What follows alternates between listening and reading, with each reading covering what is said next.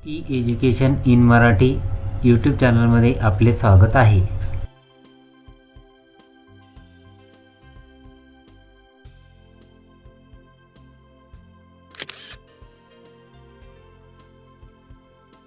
नवीन व्हिडिओबाबत सूचना व माहिती मिळण्यासाठी माझ्या ई एज्युकेशन इन मराठी या यूट्यूब चॅनलला सबस्क्राईब करा व त्यानंतर बेल आयकॉनला क्लिक करा.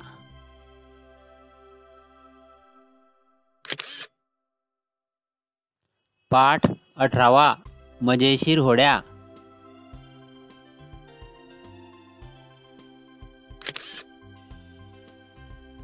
एका जंगलात बरेचसे ठेंगू राहत होते. अगदी छोटेसे. अंगठ्या एवढीच माणसं ती. चंदू, टीनू, चंपू अशी काहींची नावं होती. गावच वसलं होतं त्यांचं.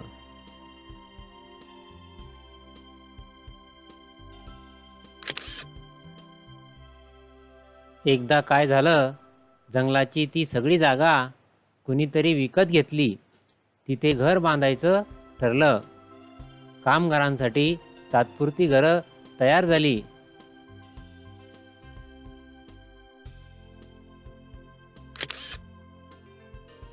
मग ठेंगू, ससे, चिमण्या, उंदीर सगळ्यांनाच घाईघाईनं ती जागा सोडावी लागली. चिमण्या उडून दुसऱ्या जंगलात गेल्या.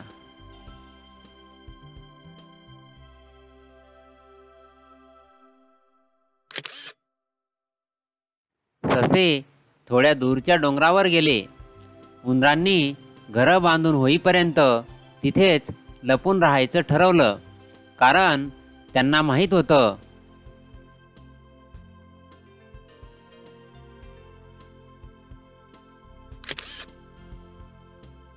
की कामगारांच्या घरात खायला मिळणारच आहे. ठेंगू पण एकत्र जमले. त्यांच्या नेत्यानं सांगितलं, आपण आपल्या नातेवाईकांकडे इच्छापूर्तीच्या रानात जाऊन राहू.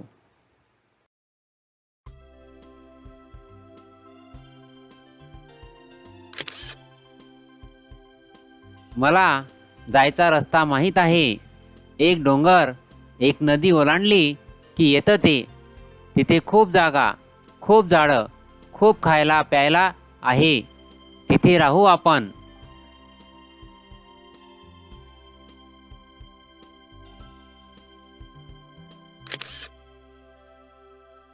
एका रात्री ते निघाले. रस्ता म्हटला तर जवळचा, पण ठेंगूंना लांबचाच की. चालून चालून ते नदीकाठी आले. मग आली पंचाईत.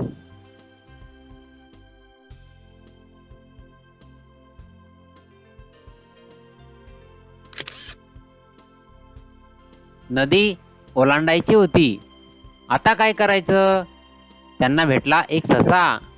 त्यांनी आपली अडचण सशाला सांगितली. ससा म्हणाला,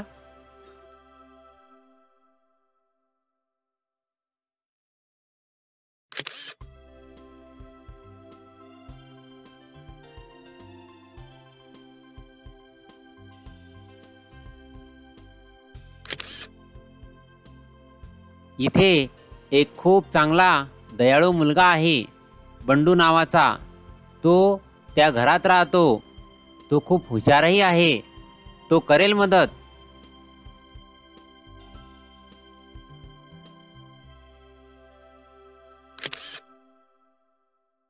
मी एकदा सापळ्यात अडकलो होतो, तेव्हा त्यानंच मला बाहेर काढलं होतं. तुम्ही जाऊन त्याच्या त्या खिडकीवर टकटक करा. तो उठेल आणि करेल काहीतरी.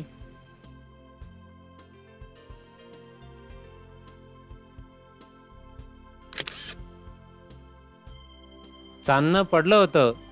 सगळ्यांना सशानं दाखवलेली खिडकी दिसली. खिडकीला गज होते. ठेंगूंनी सशाचे आभार मानले आणि ते त्या घराकडे निघाले.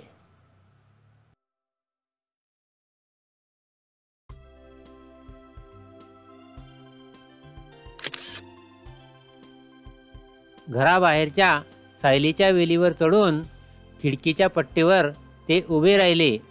बिछाण्यावर गाढ झोपलेला बंडू त्यांना दिसला.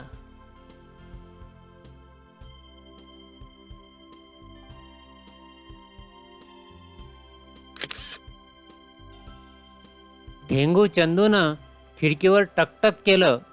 बंडू पूर्ण जागा झाला. ठेंगूला खिडकीत पाहून तो इतका थक्क झाला की त्याला बोलायचे सुचेना.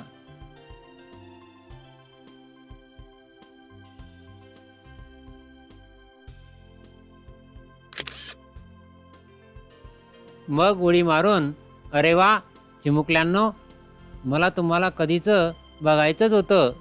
तुम्ही खरंच आहात ना की मला स्वप्न पडलंय?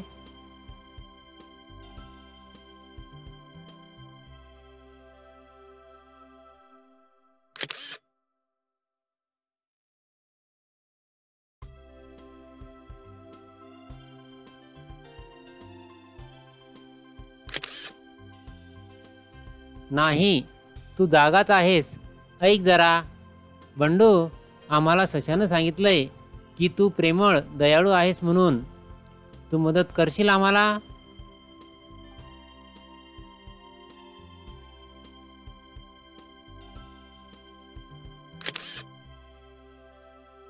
आम्ही आमची घरं सोडून इथे आलोय. या नदी पलीकडच्या इच्छापूर्तीच्या रानात जायचंय आम्हाला. पण उडायला पंख नाहीत की आमच्याजवळ होड्या नाहीत.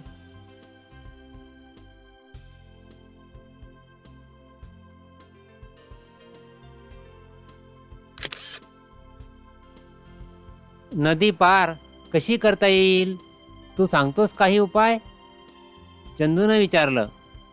बघतो हं, काय करता येईल मला, बंडू लगेच म्हणाला.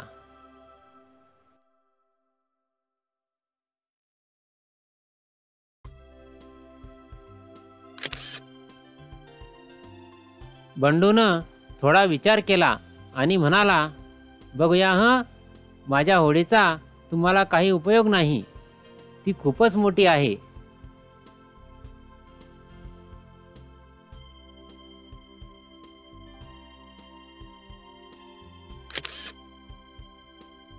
शिवाय माझी वल्ही तुटली आहेत. कागदाच्या होड्या केल्या तर भिजून बुडतील. हां, चांगलं आठवलं. सगळ्या ठेंगूंनी एकच गलका केला.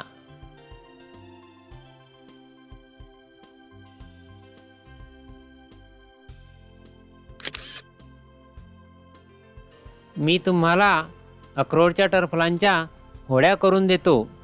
त्यांचा आकार तुमच्यासाठी योग्य होईल. एकेकाला एक एक होडी.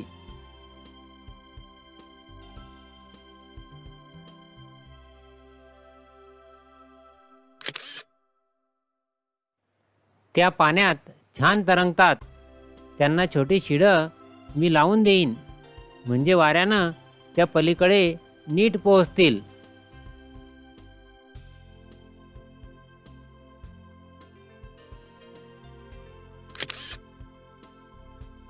बंडू खाली धावला.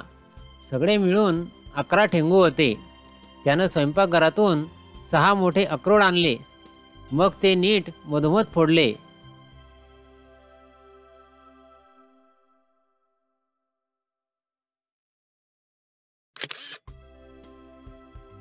आतील भाग ठेंगूंना खायला दिला आणि स्वतः होड्या बनवू लागला. घ्या, झाल्या होड्या. 12 होड्या झाल्या.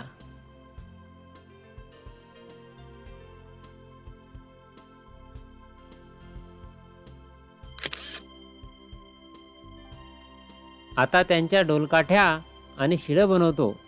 एका डबीत वापरून झालेल्या काड्या पेटीतल्या काड्या गोळा करून ठेवल्या होत्या, त्या काढल्या.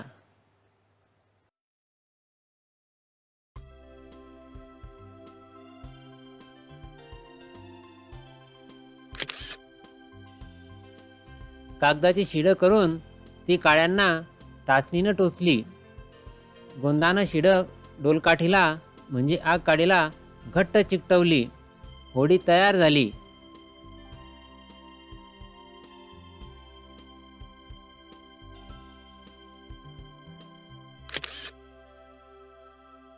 ठेंगू थक्क होऊन आपल्या होड्या बनताना बघत होते. बंडूनं बघता बघता किती छान होड्या बनवल्या होत्या. त्याही 1-2 नव्हेत, चांगल्या 12.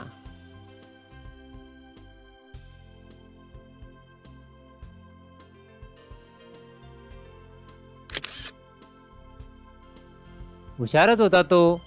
होडी कशी बनवायची ते कळल्यावर ठेंगूंनीही मदत केलीच म्हणा, पण तेवढ्यात चंपूच्या हातांना गोंद लागला.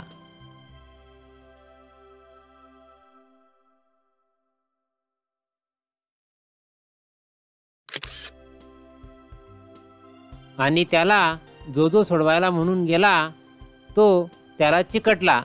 हे एक नवंच लचाण निर्माण झालं.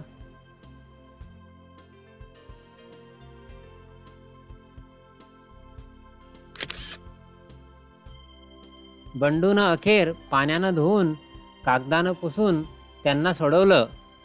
म्हणून बरं, मग बंडू त्यांना म्हणाला,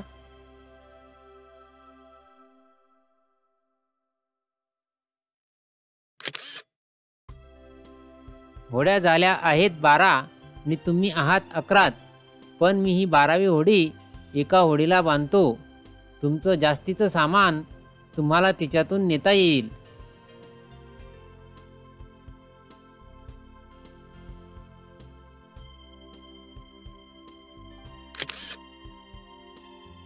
थोड्याच वेळात सगळे नदीकाठी जमले. बंडूनं स्वतःच साऱ्या होड्या एका मोठ्या टोपलीत घालून नदीकाठी नेल्या.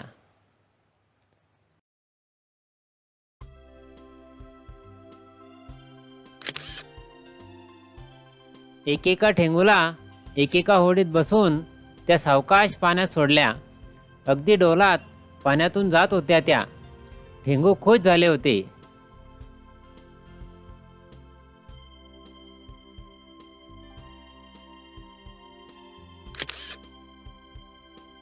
चांदण्यांच्या प्रकाशात त्या 12 होड्यांचा ताफा नदीतून जाताना मस्त दिसत होता.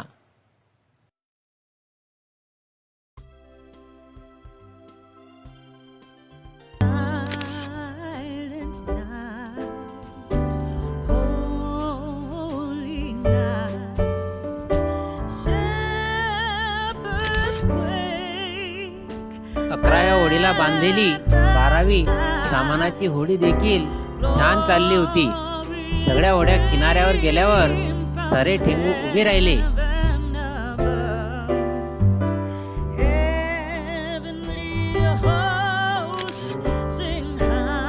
आणि त्यांनी हात हलवून बंडूचा निरोप घेतला. बंडूही नदी किनारी उभा राहून त्यांना हात हलवून निरोप देत होता.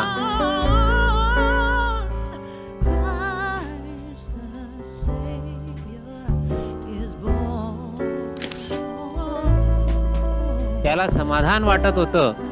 आता कधीतरी नदी पलीकडे जाऊन या ठेंगूंना भेटेन मी, बंडू स्वतःशीच म्हणाला. निर्मला मोने.